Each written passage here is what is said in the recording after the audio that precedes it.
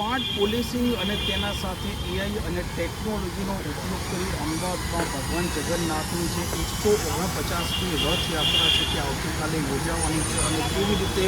આ રથયાત્રા છે તેનું લાઈવ મોનિટર થશે, કેવી રીતે 3D મેપિંગથી વર્ચ્યુઅલ રિયાલિટી છે તે ચેક કરવામાં આવશે અને તે માટે અમદાવાદ શહેરમાં અત્યારે આ જે ડ્રોન તમે ઉડતા દેખાઈ રહ્યો છો, આ ડ્રોનથી અમદાવાદમાં ભગવાન જગન્નાથની જે 149મી રથયાત્રા છે તેના પર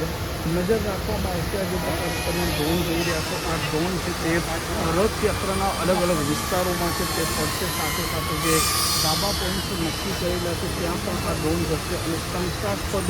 જે પ્રકારની હિલચાલ હશે એ શંકાસ્પદ હિલચાલના સ્ક્રીનશોટ લીધા બાદ તે મોકલી દેશે જે અધિકારીઓ છે તે લાઈવ ડ્રોન્સ છે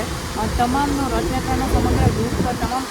કમ્પોનેન્ટ્સ છે, જેમ કે હાથી સમુદાય છે, અખાડા છે, ટ્રક્સ છે અને ત્રણેય રથ, તો તે તમામ પર કન્ટિન્યુ સતત ડ્રોનથી એરિયલ સર્વેલન્સ રાખવામાં આવશે। આ ઉપરાંત કેટલાક ફિક્સ ધાબા પોઈન્ટ પણ રાખેલા છે કે જેનું સતત live monitoring CM house, HM house, DG office અને command and control centre city office ખાતેથી થશે। તેથી તમામ નાગરિકોને વિનંતી છે કે અમદાવાદ પોલીસ તથા ક્રાઇમ બ્રાન્ચ શાંતિપૂર્વક અને સૌહાર્દપૂર્ણ રીતે રથયાત્રા પૂર્ણ થાય તે માટે સતત પ્રયત્ન કરી રહી છે। તો આવો સાથે મળીને રથયાત્રાનો સફળ કરીએ। આ ડ્રોનના સાથે એન્ટી ડ્રોન સિસ્ટમ પણ અહીંયા લાવવામાં આવી છે। આ એન્ટી ડ્રોન સિસ્ટમ કેવી રીતે વર્કિંગ કરશે, એમાં જે ડ્રોનનું રજિસ્ટ્રેશન કરાવેલું છે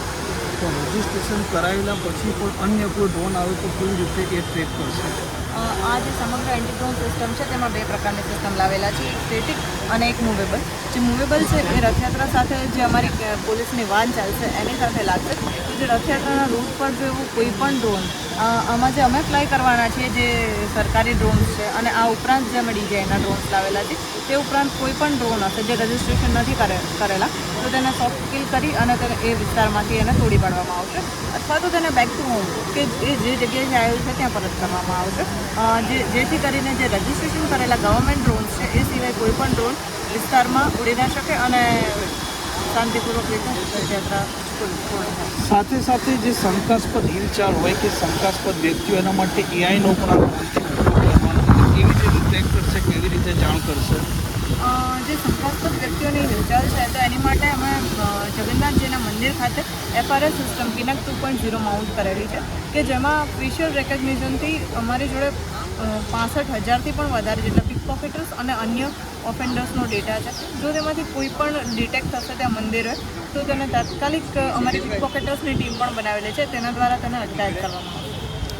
તો જે પ્રકારે ભગવાન જગન્નાથની 149મી રથયાત્રા આવતીકાલે યોજાવાની છે, જે પ્રકારે આ ડ્રોન છે તેનો ઉપયોગ કરવાનો છે તે માટે અમદાવાદ ક્રાઇમ બ્રાન્ચે અત્યારે ટ્રાયલ ચાલી રહ્યા છે અને પૂરેપૂરી આ રથયાત્રાનો રૂટ છે, આ રૂટ પર આ ડ્રોન છે તે સતત ફરતા રહેશે, ધાબાઓ પર ચકાસવામાં આવશે, શંકાસ્પદ વ્યક્તિઓ છે તેમના પર નજર પણ રાખવામાં આવશે અને જે 16 કિલોમીટર લાંબો રૂટ છે આ લાંબા રૂટ પર સીધી લાઈવ ફીડ છે તે પણ સીએમ ડેસ્ક છે, એચએમ ઓફિસ છે, ડીજી ઓફિસ છે ત્યાં સુધી જવાની છે અને સુરક્ષા